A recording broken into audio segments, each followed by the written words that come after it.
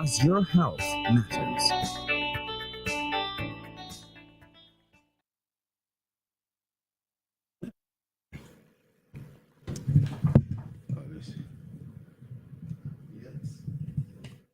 So it's now time for program Your Health Matters with Dr. Jerol Thompson. I'm all set. Good evening. This is Your Health Matters. And this is Dr. Jerol Thompson, Wednesday evening, 8 p.m.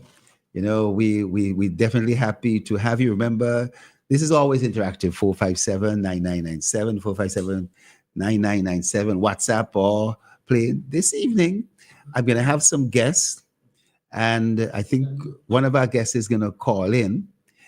We have Mr. Michael Gloucester of the Ministry of Agriculture, as well as, to join us very shortly, Mr. Renato Gums, who's the Chief Agricultural Officer. And we're going to get a surprise call at some point in time, but they are going to be talking about what is going to take place tomorrow, what the significance of tomorrow, World Food Day. I mean, you've always heard me talk about the importance of food with respect to health. I mean, this is stated in the Bible, and so the importance of food and health. Lots of quotes about it.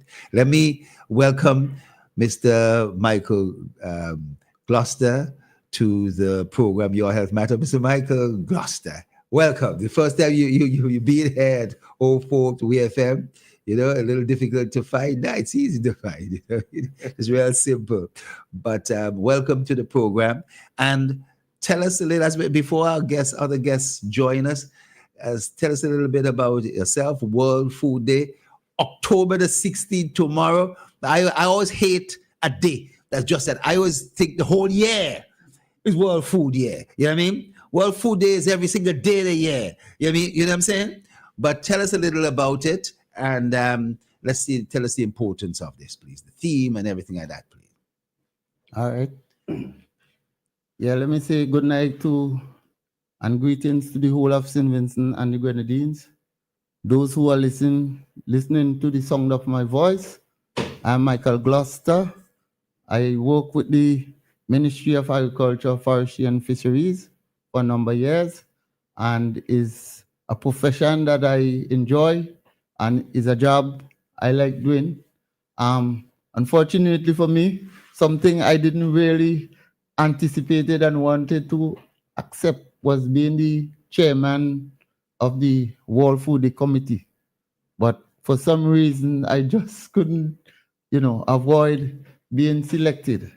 So, so tomorrow, October 16th, we're going to be celebrating World Food Day.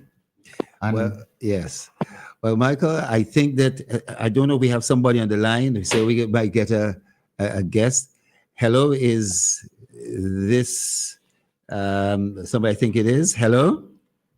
Yes, a pleasant evening, greetings. Yes, well, yes.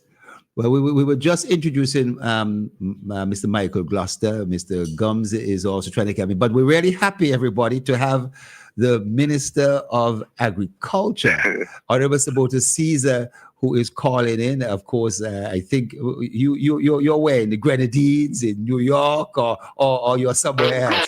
In Greg's. In Greg's, okay. Well, he's in Greg's. Finishing up a consultation in Greg's. Yes. So he's calling in.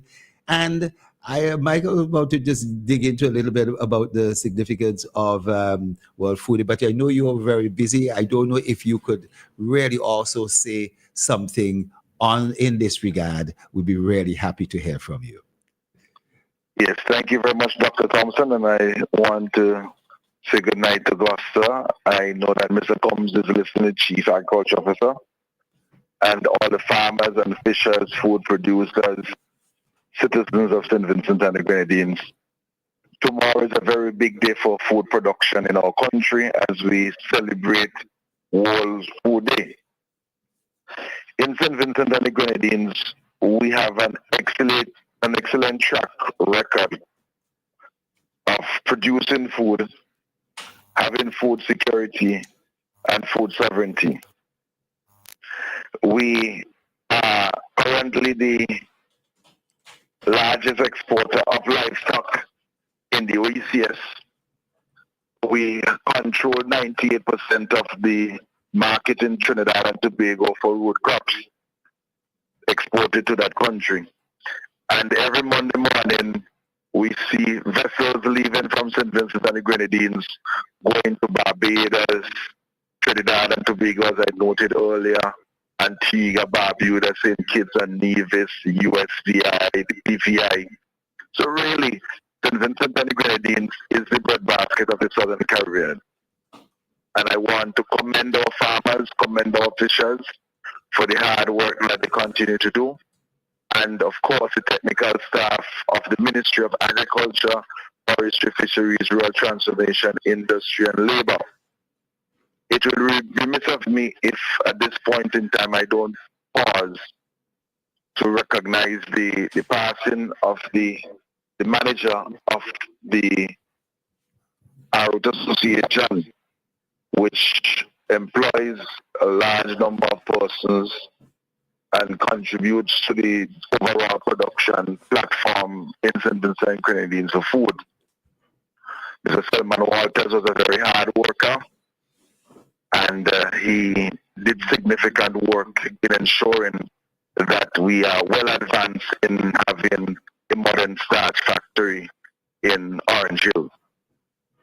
I want to say to the young people who are listening that there is a need for an exceptional cadre of multi-talented and multifaceted young persons who will enter the sector, who would utilize the artificial intelligence, who would utilize the connections regionally and globally to open markets for food, traditional exports. And there are significant opportunities as well currently to connect local production with the growth that we are seeing in the hospitality industry. Yes. So I'll pause there for now. Yes. Well, I'm glad you'll be able to stay with us a little. I know that you may not be able to stay for the whole program and so.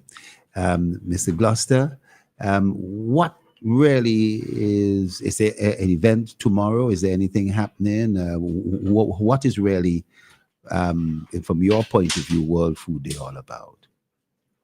Yes, well, tomorrow, October 16th, 2025, we will be having a major event at the Newgrounds playing field. We will be having an agri-expo and exhibition. And for that event, we would have a number of activities. It's a family day, so we will be having activities throughout the entire day. So we will be having a farmers market where farmers will be selling their, the produce, the local produce, and people can come and buy. We would have agro-processors with their products, adding value to our agricultural produce. There will be also, we would have the fisher folk, we'd have a number of stakeholders, we would have school children, we will having people from the people from the corporate society. Would also have them exhibiting things on World Food Day. And we want them, the exhibitors, to make the exhibit, what they're exhibiting, interactive.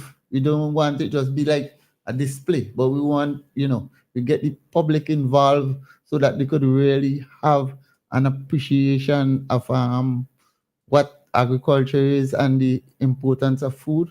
We would also have like cooking on the spot, so people would be right there in the spot preparing the food, so people could see what's happening and people could have an appreciation for our local food. We would also have live animals, so the children could, see. We'll have things like rabbit and sheep and goat, animals that children can interact with. So there's a whole number of activities. Also, we would be having speeches, of course, and one of the person, well, we hoping, that maybe there is the Honorable Prime Minister. We're hoping that he would be there to deliver the feature address, and he's an energetic person that Okay. people might want to come and, interact with. So we're having a number of activities, a lot of entertainment. So it's a whole package, Yes. a whole package. So we just want the public to come out and support local, buy local, eat local, just to empower our farmers. Yes. Yeah. Well, let me just go back to the minister. I think that's a real big package for tomorrow, and I want to dig a little deeper into that, Mr. Glover, because the minister's here. Minister, you said a few things there in relation to St. Vincent producing 98% of the root crops going further south into Trinidad, and the boats that are going to Barbados, the BVI, and St. Vincent being the breadbasket of the Southern Caribbean. I know a lot of the world globally has been concerned about the subject of undernourishment and the subject of hunger. How has St. Vincent in itself fared in relation to that particular issue? I'm sure we still have our elements of poverty and in terms of undernourishment. How have we basically been able to deal with that at a national level? Where do we rank and so forth? And secondly, in relation to the rest of the Southern Caribbean and the rest of the world, how are we dealing with helping them from a marketing point of view? How do we help our farmers to help other countries from a standpoint of marketing? Is there any, I don't know, some new initiatives you have and so forth in that regard? Could you touch base on those two subjects? Yes, I would like to recollect the words of a former Director General of the FAO when he said, it's Graciano da Silva. He said that sometimes when we speak about the FAO, the Food and Agriculture Organization, the focus is on the A and the O, but not the F, and that we need to focus on food. St. Vincent and the Grenadines, we have the deepest seated zero hunger initiative anywhere you could find in the English-speaking Caribbean. And it started when we took a motion to Parliament and we were able to come out of it with a zero hunger platform in line with the goals of the SDGs. And we were able to establish in the Grenadines a best practice in the form of the Zero Hunger Trust Fund. Through that, we have worked with several agencies and we identified certain pockets within the country where there was food insecurity. And today, we have been able to reduce hunger and undernourishment in St. Vincent and Grenadines to below 5%, something that is recognized, and St. Vincent is being appreciated globally for its hard work and its dedication. The meaning of food security: food must always be available, affordable, and accessible. And one of the things I want to note in our country is that we have a lot of food, but there's many instances where we do not consume a lot of this food, and there is some dependency on imports where they should not. Right in your backyard, you can grow significant quantities of food. And what we have done in recent times is to expand on the backyard production, the community-based production, the introduction of agriculture science now at St. Martin Secondary School, at Grammar School, at Girls High School. And we are seeing more and more young persons coming on board to participate in not only the theoretical aspect, but also from the aspect of production. So from a zero hunger standpoint, St. Vincent and the Grenadines, we are definitely leaders. Over the last year, we have brought into the country close to 100,000 day-old chicks, and our hatchery is up and running. We are in the process of bringing in some eggs, because what we want to do is to reduce the food import bill as it pertains to poultry. We have in the country now a large market for eggs, and we have a lot of persons who are now producing eggs for Sandals and the other hotels, and we have been able to stabilize the price for eggs in the country. So from a Zero Hunger standpoint, I really want to thank the Zero Hunger Trust Fund. I also want to thank the Department of Rural Transformation, because Jerol Thompson has done an excellent work in ensuring that we make the idea of reducing hunger and undernourishment very popular in the country. The ministry works very closely with the Ministry of Health, because it's not a situation where we work in isolation. We work closely with the Ministry of Health to address the issue of zero hunger. On the second issue, Dr. Thompson, as it pertains to marketing and how in St. Vincent and the Grenadines we will be able to work with other countries, whether it's member states of OECS, member states of CARICOM. We know at the OECS level there is a FAST strategy about transformation of the systems in agriculture, and at the level of CARICOM there is a 25 by 25 plan that is now extended to 2030, and there is a CELAC, Food and Nutrition Security Plan. St. Vincent and Grenadines played a very critical role in establishing and articulating that plan throughout Latin America and the Caribbean. We have just witnessed the formation of the Eastern Caribbean Food Traders Company, and that company is going to work over the next few months, but really from January 2026, to have all the buying depots up and running. Persons will be able to sell to these depots, and these depots will be exporting particularly to the extra region. NAMDEFCO has offered us space in the NAMDEFCO market in Trinidad and Tobago, and then Gloucester is aware of the NAMDEFCO market in Trinidad and Tobago.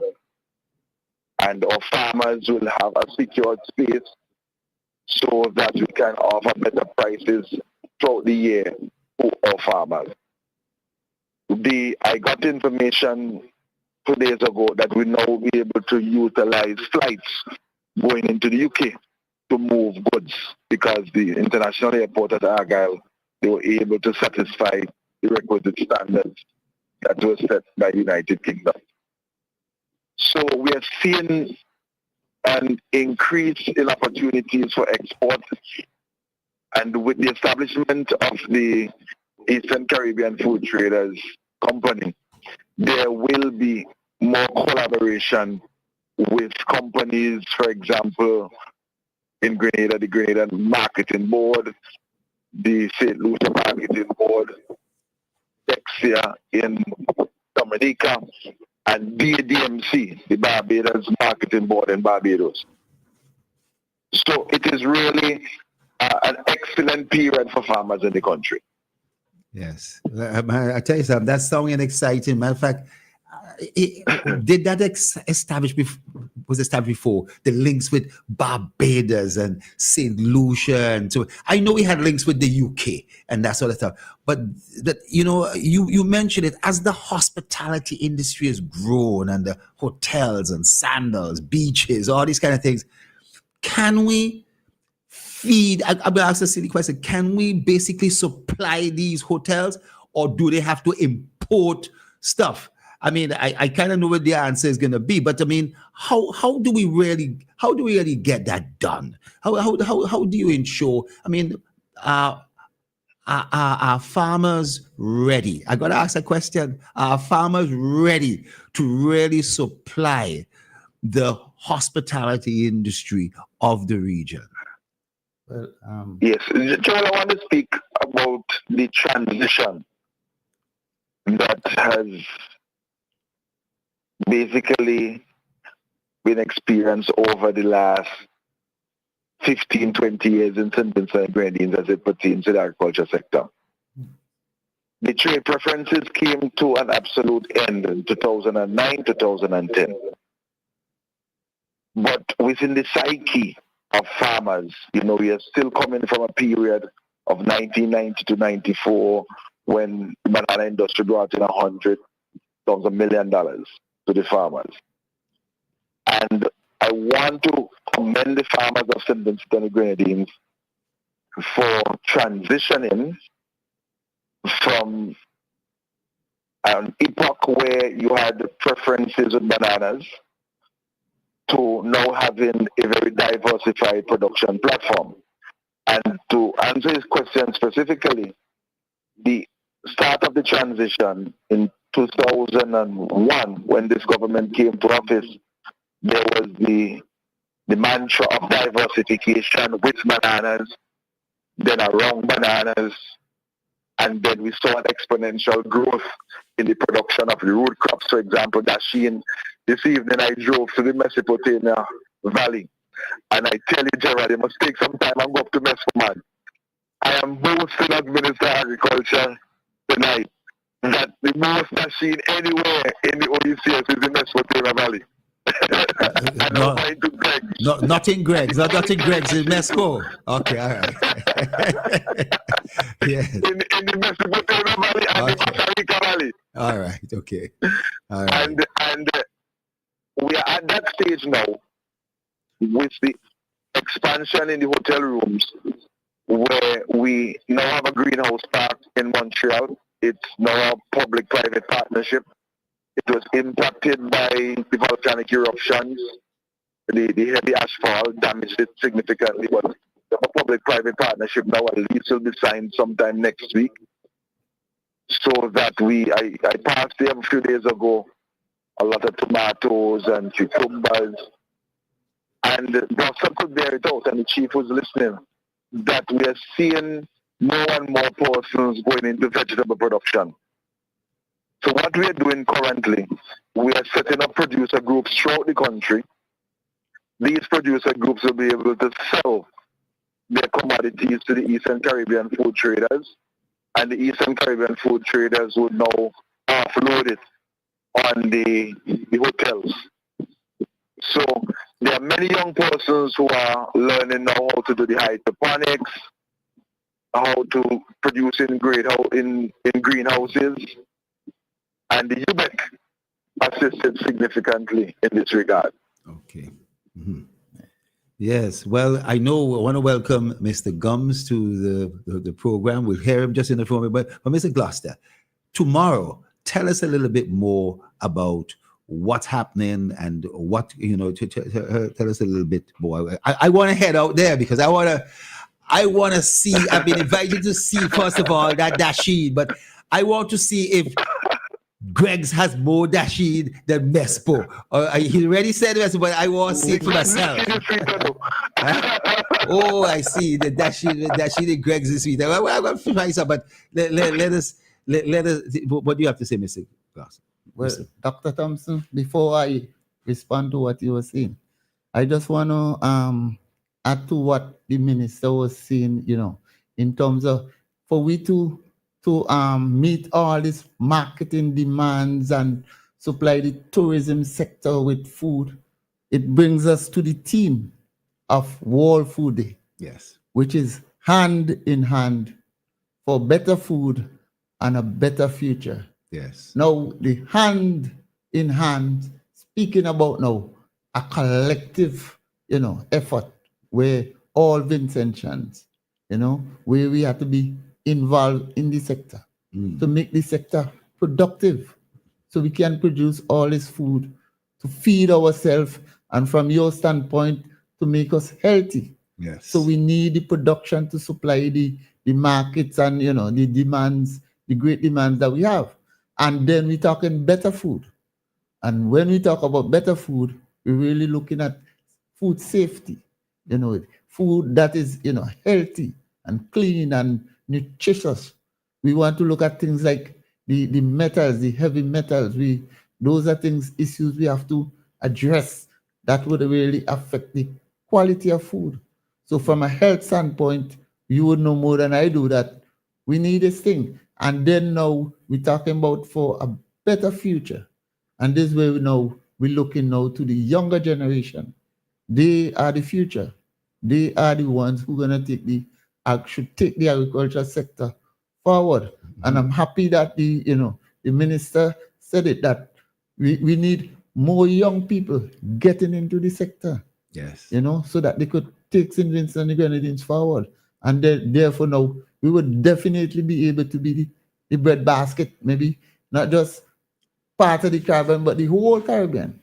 So that is how relevant it is in terms of the World Food Team. So the activities for tomorrow is really highlighting those, highlighting the team, highlighting the effort. And that's why now we bring together all the stakeholders, farmers, we bring them together, agro-processors, they add in value, So the whole activity tomorrow is really planned around that. What are the technologies now we offering?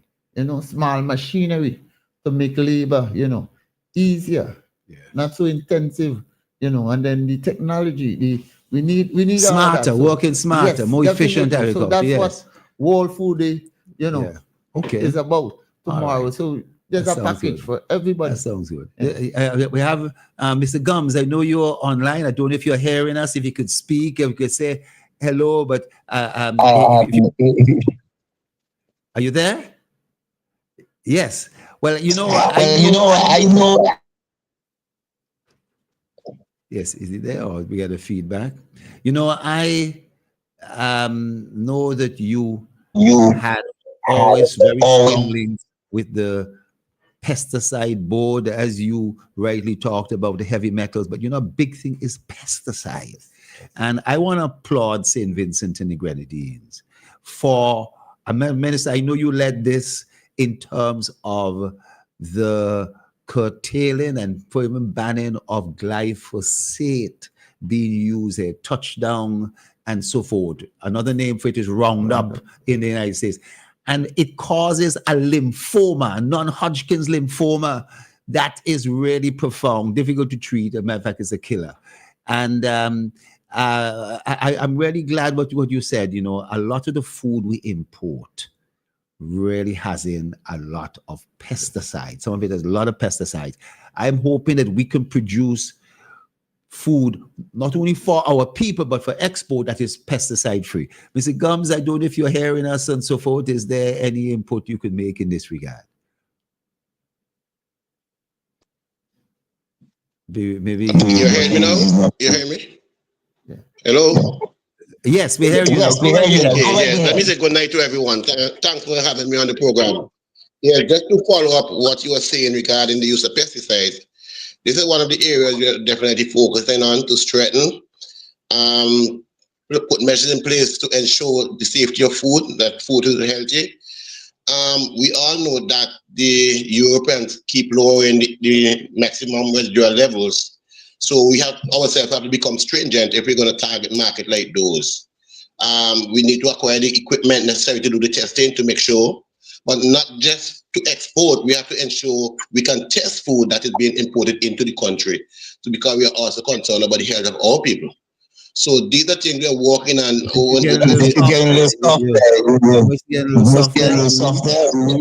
hear me? Yes, we hear you now. Right. I don't know where I missed you, but what I was actually saying is that the Europeans especially are becoming more stringent with pesticides. So the maximum residual levels are being reduced. So we have to be able to test the produce that we are sending out to those markets. But not only the produce that we are sending out, we should be able to test what we are importing, because we are also concerned about the health of our own people. You hearing him? Huh? He's low. Yes. Mr. Gums, somehow you're a little low there. But I think we understood the gist of what you're saying and so forth. Let me get another perspective. I mean, are people you're looking to have people come there? Where exactly again is that particularly event and let's just get another location on it, the time and everything like that it's going to be around. And could you tell us a little bit more about it? Yeah, it's at the New Grounds playing field, which is just below the gas station. Okay. That's where we're gonna have it, and we're looking to start at 10 a.m. in the morning, and we're going until 6. Okay. And could be little later than that based on how things turn out, because I mean, if you have people, supporting farmers and agro producers and processors, we wouldn't want to to deny people of gaining some form of income. And should I walk with my basket and a couple of sacks? Can I buy stuff there, or stuff is just on display? No, definitely you can come and buy stuff. So it's like a farmer's market as well. Yeah, we're definitely having a farmer's market. Yes, and there'll be some food there. There's some ital. There's some other everything. And just to add to what he's saying, we having the MCA there. So you will be represented. Well, that's nice. After cannabis there, I know a lot of my folks there a little tired, but they told me today they can't miss that. Right, they're going to be there, give full support to the Ministry of Agriculture. So it's a whole package. Yes, it's a whole package. Yes, Minister Thompson. Yeah, I'm running into another meeting now. Yes, but I also want to commend the MCA on hosting Cannabis 2025 and doing an excellent job. Keep up the good work, and persons are already speaking about Cannabis 2026. So for persons who are following the program, we are looking forward to your full support tomorrow at the New Grounds playing field. That's right next to the gas station there, North Union. And farmers, fishers, all agro-processors, stakeholders, forest users, we expect to see you there. It's going to be an excellent day. And as Gloucester said earlier, we're going to open the activities from 10 in the morning. And the formal ceremony may begin about 1 o'clock. The Prime Minister may speak about 1:30. Okay. And we are going up into the evening, into the night. And so I'm looking forward to the farmers, and I was advised by the Department of Labor that there will be a special registration of persons who want to participate on the Canadian Farm Workers Program. They will have a desk there. Right. The farmer support company will also be there. And the MCA, of course, will be able to get questions from traditional cultivators. Persons may have questions about the ID cards, the licenses, and these kind of things. Yes. Yeah, so thank you for having me. My pleasure. Yes. And do enjoy your meeting. Yes. Thank you very much. Thank you very much for being on the program. And so, let me say, Marlon, at this time, we usually, I would have normally finished my monologue. I usually open up the lines. We're going to continue with Mr. Gloucester, Mr. Gums. But if anybody wants to call in, chime in, add a few cents, throw some tough questions, or throw a softball, whatever you want to do, complimentary, or you want to mash up the cub, what I mean? We don't mind, but Mr. Gloucester, I think Mr. Gums and Mr. Gloucester can handle it. You got the chief and the person in charge of this upcoming event. Mr. Gums, if I could ask you, the Ministry of Agriculture is a massive ministry. I mean, forestry, fisheries, rural transformation, industry. I mean, agriculture. I mean, how, as chief agricultural officer, how you handle that sort of thing there? Huh?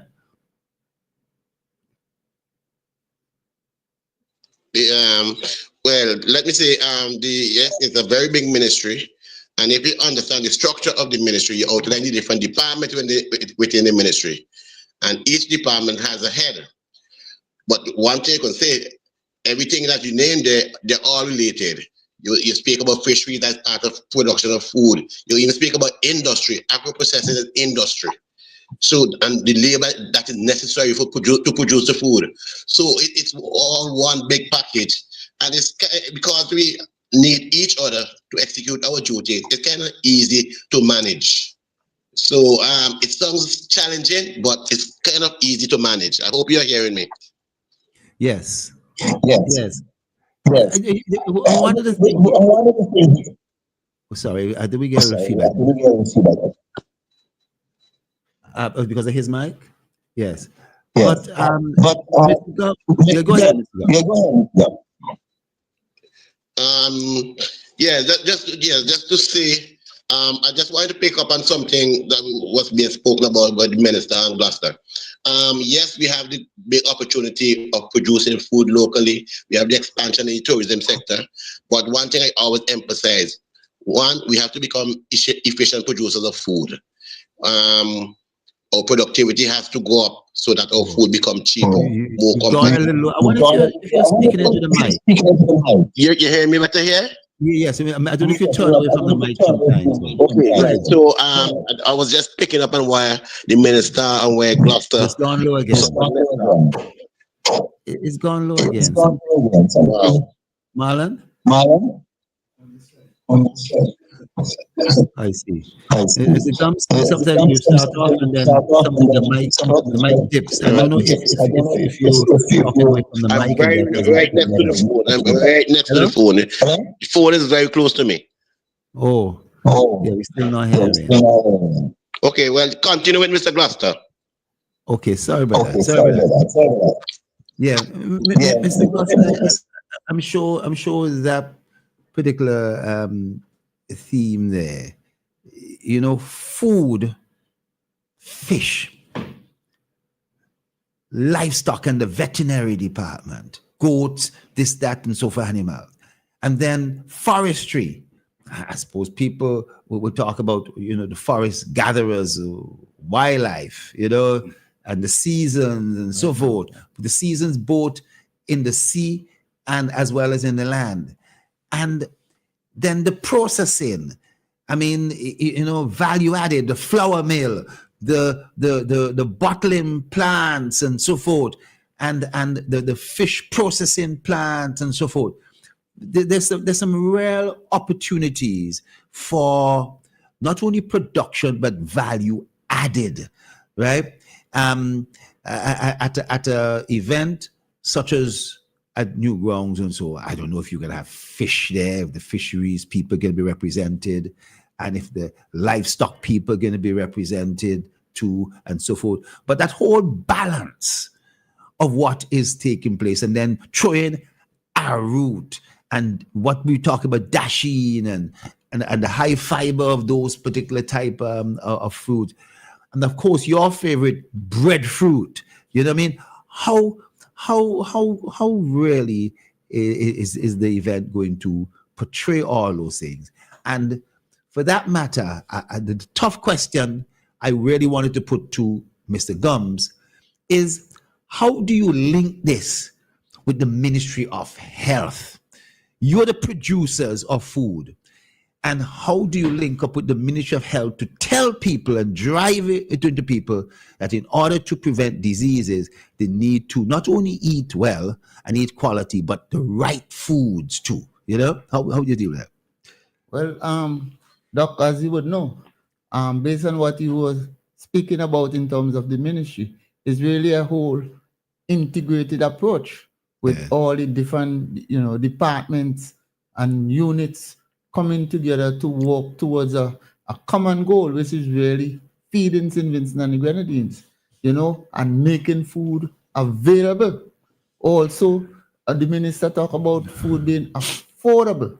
So people must be able to get the food, and then they have to be accessible, and people have to now consume these food. So they, when people consume this locally grown food that is, pesticide free, then it really improves the quality of life. And that's where health comes in. The Ministry of Health, they have been an integral part to of not just the World Food Day, activity, but also working in collaboration with the Ministry of Agriculture, Forestry, and Fisheries. And we understand what's the importance of health, because we need a working population. If a population is healthy, then you have people to really work and to drive the sector. So it's a whole integrated approach. Would you, I have a tough question at you. Would you say that in a place like St. Vincent, there's a high level of hunger, that there is a high level, clearly we have poverty, but do you think there's a high level poverty, that people can't get food to eat, people are starving and all this other stuff? Would you put it that way? No, I wouldn't put it that way. Sometimes I ponder on something like that, and even contemplating about the whole World Food Day, concept. Yes. A World Food Day. We in St. Vincent, we have a lot of food. The food is available. The food is accessible. And you understand? Sometimes it may not be affordable. And that's something I think we should address. Because I myself, from time to time, I go into the market and I buy food. I buy produce from farmers along the road. I buy it in the market. And sometimes I have a little concern about the price. So we need now to have measures in place, a system in place. And the chief mentioned something about, productivity. So if our farmer becomes more productive, then I would want to believe that the food would be more, affordable. People would be able to buy it in terms of the price. But we doesn't have where we have high level of poverty or hunger. Yes. Food is available year-round. Yes. You touched on something, and I wish both the minister and Mr. Gums could have addressed this. Maybe it's that some farmers love it when certain crops are scarce and they're the producers, because the price then goes up high and they're able to make more money. Yes, Marlon? If eggs are scarce and they're the ones who have eggs, they get a good price. Whereas if eggs are plentiful, then the price is low. So the production seems that it has to be at a certain level that it brings down price, but somebody's able to make money from selling more because they've produced more.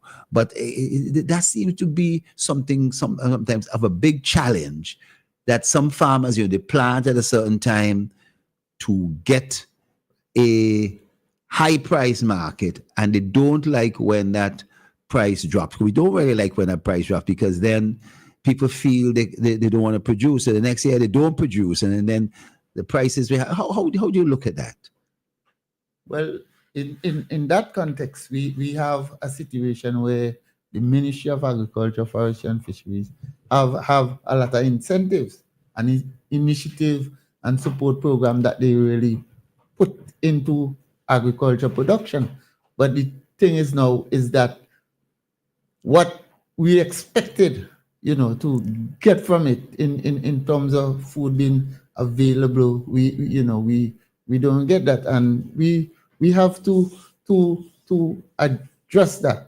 Yeah. Yes. But we have to really address it from whether it's a policy standpoint. Some system has to be put in place where that every person, family. I think we have a call. I think we have a call. Let's take this call and so forth and see. Hello, good evening. Hey, good evening, Mr. Thompson and Maran. Hey. Mr. Thompson, I just want to call in and ask you something. Sure. As a Vincent, yes. If we both tell you. Yeah. Now, how you take this thing that opposition side is calling for stadium, they're calling for art centers for people talents and things, and then they turn around like this is the only government children ever have, and then they turn around now and say you see a government from ever since 2001, from the time they move on, they never stop yet, and these same people come back and tell the people them who they outsmarted and who they figure voting for them and who just voting for party in a country. It's telling people that only when coming an election, the government do things. You only come an election when you're getting food to eat. You only come an election and after election, all the food and things done. How you really matter as a craziness? Are people that lose their head? Are people that definitely just set out to deceive themselves? Yes, well, I could see Stephen loves his politics, boy. Marlon, he loves his politics. Even though to some extent I suppose food is, food, water, and all these things are big time politics too. Matter of fact, in many places, water is such a political food, and we in St. Vincent are quite blessed with not only precious, clean, unadulterated water. I've lived in some places where, Marlon, they have to pull the stuff from the sewer, filter it with reverse osmosis and so forth, and then basically give you that to drink. But you could never be satisfied if there's really any sewer particles still left inside it. But I still drink. I still drink the stuff, And there's other places in the Caribbean where really there's real major shortages. But I'm really glad that we have a lot of coverage of clean water, and it's something that's really overlooked. And food too. I mean, the caller was talking about, Mr. Gloucester, you basically that food might only be come available. I don't want to touch in the politics side of this program. I leave that for Monday. I leave that for another day. But in terms of availability of food, we face another challenge where fast food, stuff that's being imported in the supermarket. How do we change? Is there a necessity to change the culture so that we are eating back more of our own local food? Or is there anything wrong with the importation and the promotion of foods from overseas? Is there anything wrong with that? Well, I would say we have to trade with partners, with other countries. Just as how we want people to, to buy our food, then we are expected to, support and buy food from other people. But the challenge is what amount we buying, how much we spending and importing. And now that you mentioned in terms of local food, that's where myself and you have to get active again in terms of our festivals. So we need now to bring back the breadfruit festival, so that people could see the amount of uses and the value of our local producer. There's need to be maybe a mango festival, and there's need to be more festivals where we create awareness among our population that people would definitely want to buy food. Do you know there's a mango festival in St. Kitts? They say they have 40-something varieties of mangoes in St. Kitts. They're the highest varieties of mangoes in the Caribbean. No. I want to challenge that. Yeah, definitely. I want to challenge that. Is it that because we have breadfruit and because we have other things that we may have ignored our mangoes and so forth? Is that it? No doubt. And we have far more mangoes than places like St. Kitts. No, I love St. Kitts. Don't think I'm putting St. Kitts down, but clearly you've hit something. You hit a corn there, man. Well, Doc, just to add to what you're saying, from just the plot at Peter's Hope. Yes. That we have there. We have 50 something plus varieties of mangoes there. And when I'm telling you that they are different varieties, because wow. I would have done some research there. That's called a germplasm. The germplasm. Yes. And while people might see it as just mango, that's a valuable piece of real estate that we have. Yes. And it's something sometimes people take for granted, but it's something we shouldn't lose. Well. We've been talking about. Yeah. Okay. Yeah, it can't come close. No, we've been talking about health. We've been talking about agriculture.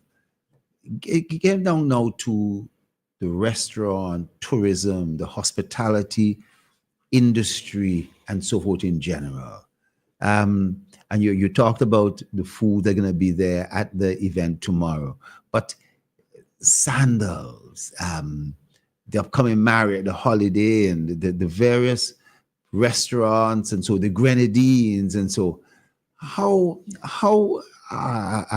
is the Ministry of Agriculture, you would say, tracking? I think this would be something for the chief, tracking to see that they are using more foods. I understand, Sandals is buying eggs and things like that. That's wonderful. But what else can be done in this regard? Is this Mr. Gums back? Hello? I don't know. Mr. Gloucester, yes, go ahead. Yes, well, those places like Sandals and those, hello, are you hearing me now? Yes, we hear you now. We hear you loud and clear. Okay, then, right. I had to change the device. Yeah. Okay. Did you hear the question I was asking? Yes, I think I got the question regarding the hotels and the food they need to meet the customers' needs and things like that. Yes, we have been reaching out to the hotels, we have been reaching out to the fast food outlets, trying to understand their demand. One of the things we track, we look at the import permit, the submit, because they have to submit an import permit, the agency on behalf of them. So we look at the kind of thing they need to import. We are convinced that most of the things that they import we can produce, not all, but most. But we have to understand that there's need for consistency, there's need for quality, and they have to be able to meet the demand when the institution needs it. Mm-hmm. I know one thing, I don't know if I missed it in the discussion, but issue of climate change. One of the things we notice is that you will get 6 days of rain, then you get 5 days of hot sun. And the other day I went into the market and I was speaking to some vendors and I asked them, why you all don't have tomato? Told me the weather, because rain is coming and then they get some days of dry spell. So they have difficulty producing. And one of the things we need to get down to is the harvesting and storage of a lot more water. We speak about the quality of water we have, yes, but we don't have sufficient stored. The demand for water in a greenhouse is significant. So I always emphasize, I support the idea of establishing water farms. I just say we just run big pipelines to run oil. Oil is not as important as water, but we massive pipeline all the place running for oil. We need to take water. Mr. Gums, we barely hear you. It went back that same way again. Everything was going well, But he touched on something there. I'm glad he came in. Storage and so. But this is general agriculture, and but imagine there's some places in the world that really don't have a lot of water, right? And they're literally almost dry all the time. We're blessed in that way. So how can we utilize that to store water and all this other things? Well, we could, you can store water in terms of, building systems that could, collect water. Then there's water harvesting. Yeah. Collecting the water from the roof and so on that you could use back into agriculture. But also now the kind of production system that you use can also help with, maintaining water in the soil. So you have to look at things like mulching and crop rotation and those practices. So those are things we have to do now to ensure that there's water in the soil, because water is very critical in terms of our agricultural production. And a problem we have to know sometimes is too much water. So while there might be an issue with too little water, there might be an issue also with having too much water. Yes. So, drainage and all those things now to control soil erosion Yes. and those things too are really critical. So we definitely, what we need to do is really to manage and balance, the amount of water and so on. Let me say this. We're up nearly to the end of the program, and we can't talk so much about the health part of this. We're talking about the farmers, food production, and so forth.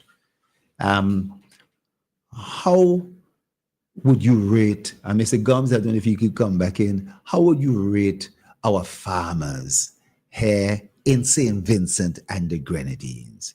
How can we further enhance them? How can we big them up a lot more, both with resources and motivation and so forth? How can we do that? Doc, I will tell you, we have some excellent farmers in St. Vincent and the Grenadines. Yes. I mean, people from outside, when they see where most of our agricultural production takes place, people are amazed. And the way how we prepare the land, the farmer prepare the land to maintain it so it doesn't wash away. Yeah. And another thing is the knowledge of our farmers. Our farmers are very experienced, and then combined with that now, we have excellent, climatic conditions and soil condition, and that has enabled our farmers to really produce at a maximum level. How can we enhance what they're doing now? Is more support, more training. The chief normally say we need more science, and definitely we need more research. We can't be guessing. We must know. We must know what are the challenges are. How do we address the thing? We can't be guessing and wondering, and thinking. We need, we need more research. We need now young population now to replace now the older and the age population. So that is how we can really sustain.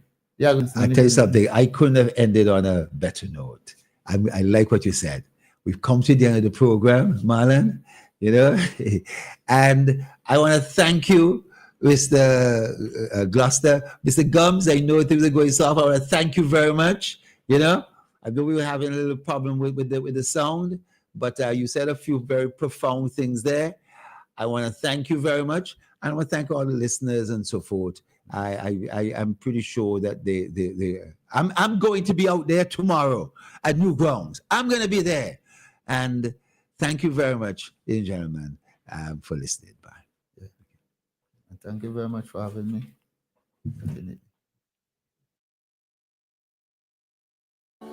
Your health matters. How much do you know about what makes up a healthy lifestyle? Your health matters.